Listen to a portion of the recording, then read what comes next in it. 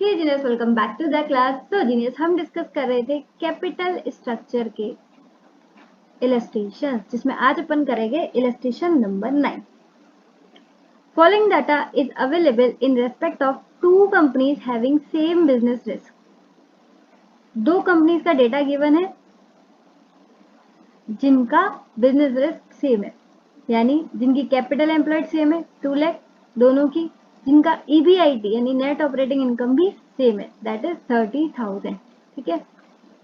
Sources, दो तरीके से पैसा उठाया गया है, डेट और इक्विटी। पहली लीवर्ड कंपनी। लीवर्ड कंपनी अब तो रट ही गया होगा आपको। लीवर्ड कंपनी जहां पर रिस्क यानी कि डेट होता है, और अनलीवर्ड जहां पर डेट नहीं होता, यानी खाली क्या होगा यहाँ पर, इक्विटी। तो लीवर्ड में डेट है 1 लाख का और इक्विटी है 1 लाख का, यानी कि टोटल हो गई कैपिटल एम्प्लॉयड 2 लाख। और अनलीवर्ड में डेट तो है नहीं, तो खाली इक्विटी 2 लाख की, तो टोटल कैपिटल एम्प्लॉयड हो गई 2 लाख। तो दोनों में 2 लाख 2 लाख के, यानी कि कॉस्ट ऑफ इक्विटी गिवन है लीवर्ड का 20% और अनलीवर्ड का 12.5%। ठीक है ना। अब लीवर्ड और अनलीवर्ड से आप समझ गए होंगे क्वेश्चन किसका है, आर्बिट्रेज प्रोसेस का। और अब तो हमारा ये 4th क्वेश्चन है और शायद लास्ट भी आर्बिट्रेज प्रोसेस का। तो अब तक तो आपको आर्बिट्रेज प्रोसेस समझ में आ गया होगा पूरा अच्छे से कॉन्सेप्ट। आर्बिट्रेज का मतलब क्या होता है, एक बार फिर से बताओ। एक फर्म से पैसा उठाकर दूसरे फर्म में पैसा डालना होता है, स्विच करना होता है। किसके लिए अपन ये करते हैं, फायदे के लिए। फायदे दो तरीके के हो सकते हैं। पहला वाला, जहां पर रिटर्न्स तो सेम होते हैं लेकिन हम इन्वेस्टमेंट में सेविंग कर लेते हैं, जो कि हमारा पिछला वाला इलस्ट्रेशन था, यानी कि इलस्ट्रेशन नंबर 8। वहां पर रिटर्न सेम थे लेकिन इन्वेस्टमेंट में अपन ने सेविंग कर ली। ठीक है। दूसरा वाला क्वेश्चन कैसा हो सकता है, जहां पर इन्वेस्टमेंट सेम होती है लेकिन रिटर्न्स बढ़ जाते हैं, रिटर्न्स चेंज होते हैं, रिटर्न्स इंक्रीज होते हैं। ठीक है। फायदा तो तब होगा ना जब रिटर्न्स इंक्रीज हो, तो रिटर्न्स चेंज का मतलब रिटर्न्स इंक्रीज हो। ठीक है। Investment same, returns increase. तो दो टाइप के क्वेश्चन हो सकते हैं। अब आप मुझे ये बताना कि इलस्ट्रेशन नंबर 9 जो है वो किस टाइप का क्वेश्चन है, टाइप 1 या टाइप 2। ठीक है। आगे क्वेश्चन रीड करते हैं। An investor is holding 15% shares in unlevered company. Unlevered यानी कि ये, इसमें उसने 15% होल्ड कर रखा है। अच्छा, प्रीवियस इलस्ट्रेशन था इलस्ट्रेशन नंबर 8, उसमें ये तक नहीं बताया था कि कितना होल्ड है। अपन ने खुद अजम्पशन ली थी 10% होल्ड किया, याद है आपको। इसमें वो खुद बता रहे 15%, तो अपन 15% से ही क्वेश्चन सॉल्व करेंगे। आगे, calculate the increase in annual earnings of investor if he switches his holding from unlevered to levered. यानी कि अनलीवर्ड से पैसा उठाकर अगर वो लीवर्ड में पैसा डाल देता है, इसका मतलब क्या कर रहा है वो, आर्बिट्रेज। तो उसकी जो एनुअल अर्निंग है, एनुअल अर्निंग मतलब वही रिटर्न, वो आपको बतानी है कि कितना इंक्रीज हुआ। इसका मतलब यहाँ से क्लियरली अपन को दिख रहा है ये रिटर्न्स के इंक्रीज वाली बात कर रहा है, यानी कि कौन सा क्वेश्चन है, टाइप 2 का। यहाँ पर इन्वेस्टमेंट अपन को सेम रखनी है और रिटर्न्स अपने आप बढ़ जाएंगे, सिंपल सी बात है। ठीक है। तो आपको क्वेश्चन पढ़ते समय इतना तो ज्ञात हो गया कि ये आर्बिट्रेज का कौन सा क्वेश्चन है, टाइप 2 वाला, जहां पर अपन को रिटर्न्स इंक्रीज होंगे और इन्वेस्टमेंट सेम रहेगी। तो चलिए फटाफट कॉपी और पेन निकालते हैं और इलस्ट्रेशन नंबर 9 को भी आसान बनाते हैं। कॉपी पर लिखिए कैपिटल स्ट्रक्चर का इलस्ट्रेशन नंबर 9 सॉल्यूशन। अब सॉल्यूशन जो है आर्बिट्रेज प्रोसेस का हम 2 स्टेप में करते हैं। पहला, जहां पर हम दोनों कंपनीज का वैल्यू ऑफ फर्म कैलकुलेट करते हैं, चाहे वो लीवर्ड हो या अनलीवर्ड। सेकंड, जिस कंपनी की वैल्यू ऑफ फर्म ज्यादा आती है उसका स्टेक अपन बेच देते हैं। ठीक है। तो स्टेप नंबर 1 पे आते हैं, वैल्यू ऑफ फर्म को कैलकुलेट करने के लिए। इसके लिए हम एक स्टेटमेंट क्रिएट करेंगे, statement showing calculation of value of firm. Simple सा फॉर्मेट तैयार करेंगे, पर्टिकुलर्स, दोनों कंपनीज के नाम। पहली कौन सी है हमारी, लीवर्ड,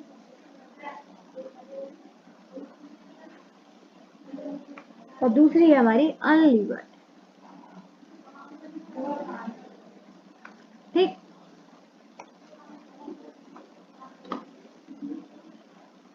थोड़ा सा नीचे जाते हैं अपन। अब ये माउस सही चल रहा है, थैंक गॉड।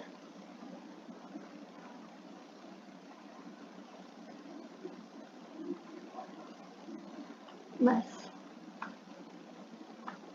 अब देखो वैल्यू ऑफ फर्म कैलकुलेट कर रहे हैं। वैल्यू ऑफ फर्म किसका टोटल होता है? वैल्यू ऑफ डेट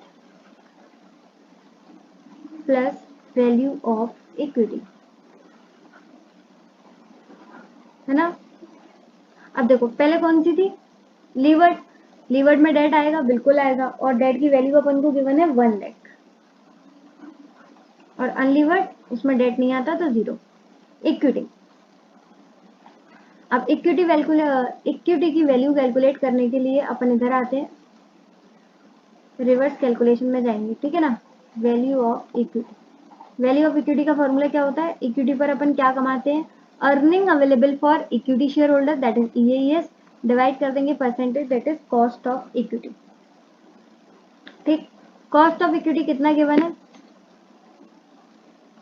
लीवर्ड का गिवन है 20% और अनलीवर्ड का गिवन है 12.5%।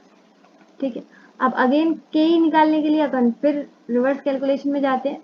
इसके लिए हम बनाएंगे वही अपना इनकम स्टेटमेंट। ईबीआईटी कितना गिवन है? 30,000, जो कि दोनों का सेम था। इसमें से माइनस कर देंगे अपन इंटरेस्ट, इंटरेस्ट। तो डेट कितना था? 1 लाख, और इंटरेस्ट रेट था 10%, तो 1 लाख का 10%, 10,000। अच्छा, यहाँ पर आएगा क्या? नहीं, अनलीवर्ड है, ना डेट होगा, और डेट नहीं है तो इंटरेस्ट भी नहीं होगा।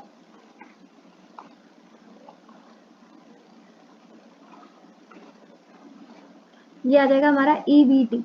अब ना ही यहाँ पर टैक्स है और ना ही यहाँ पर प्रेफरेंस डिविडेंड है, तो यही हमारा हो जाएगा earning available for equity share holder 20,000, और इसका हो जाएगा 30,000। तो EAES की जगह पे लिख देते हैं 20,000, 30,000। ठीक, फटाफट कैलकुलेट करो। 20,000 अपन 20%, 1 लाख आ जाएगा। ये क्या आ गया? हमारी वैल्यू ऑफ इक्विटी। तो यहाँ पर लिख देंगे 1 lakh. Total value of firm आ गई 2 लाख। नेक्स्ट 30,000 डिवाइड बाई 12.5%, ये आ गया 2,40,000।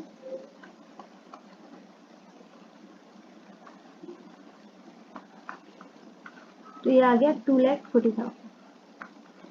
ठीक, ये वैल्यू ऑफ इक्विटी आ गई, और ये अपन ने यहाँ रखा तो नीचे वैल्यू ऑफ फर्म आ गई। ठीक है, यहाँ पर डेट भी था तो 1 लाख, 1 लाख, 2 लाख, और यहाँ पर खाली इक्विटी थी तो यहाँ पर इक्विटी 2,40,000। मुझे बताओ किसकी वैल्यू ऑफ फर्म ज्यादा है? अनलीवर्ड की।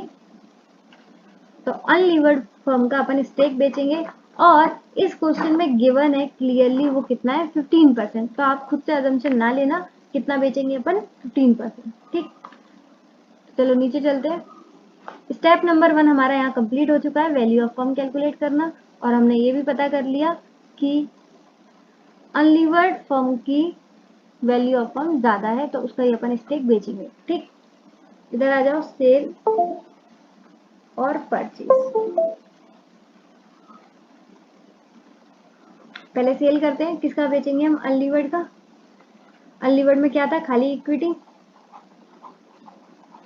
और कितना है हमारे पास? 15%, तो उतना बेच देंगे।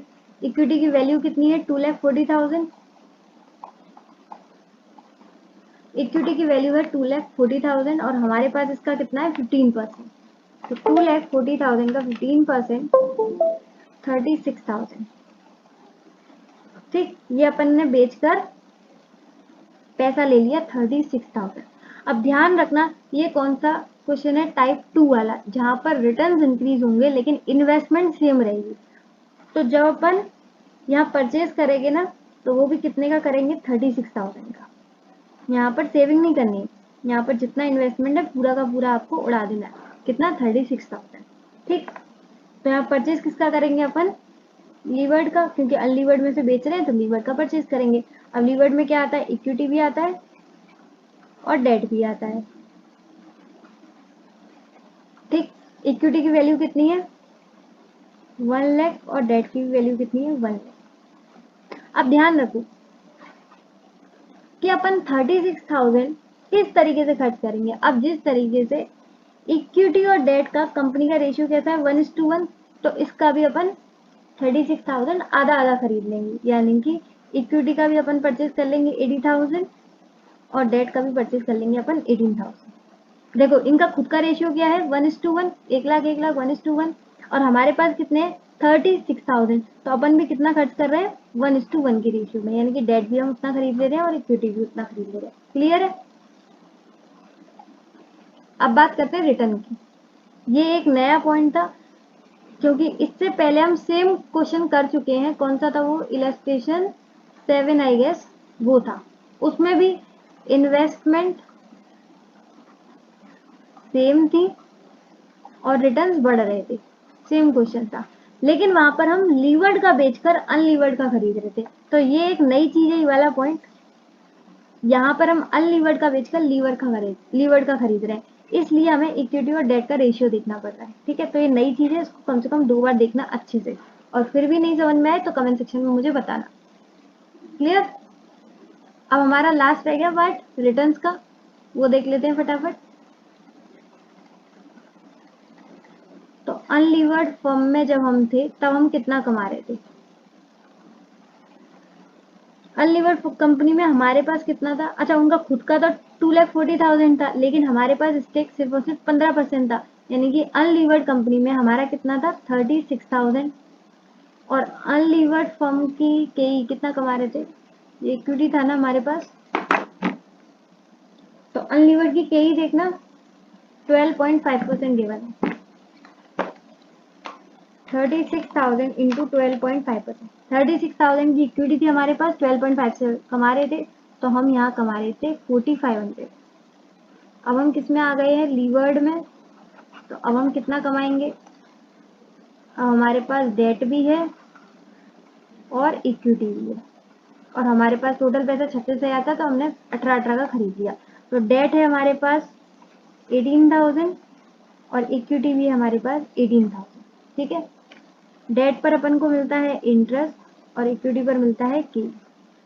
तो इंटरेस्ट रेट कितना था 10%, तो 1,800 मिल जाएगा, और इक्विटी के ही कितना था लीवर्ड वाले का 20%, तो 18,000 इंटू 20% ये आ गया 3,600।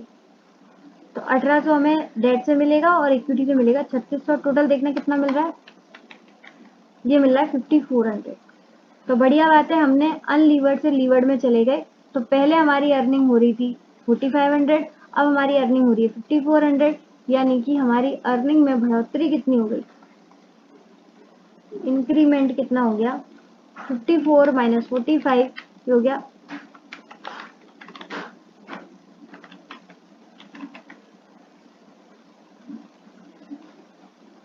ठीक है, एक जीरो हटा दो, सही हो गया। क्लियर। वही उन्होंने पूछा था कि हमारा रिटर्न्स में इंक्रीमेंट कितना है, तो वो रिटर्न्स में इंक्रीमेंट हो गया हमारा 900 रुपीज। तो वैसा ही क्वेश्चन था इलस्ट्रेशन नंबर 7 जैसा, जहाँ पर इन्वेस्टमेंट सेम है लेकिन रिटर्न्स हमारे बढ़ गए। क्लियर।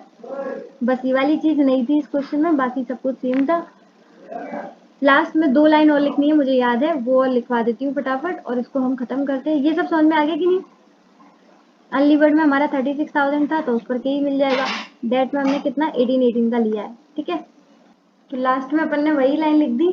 ठीक है, यहाँ पर इन्वेस्टमेंट तो सेम थे, तो फायदा क्या हुआ था, आर्बिट्रेज करके रिटर्न्स बढ़ गए थे। तो पहली लाइन वही लिखेंगे, रिटर्न्स आर इंक्रीज बाय 900। 900 कैसे आया, 5400 माइनस 4500, ये आपकी कमाई है और ये पहले की कमाई थी। ठीक है, और लास्ट में वही अपनी favourite line, hence you are better off by doing arbitrage. Arbitrage करके हमने अच्छा किया।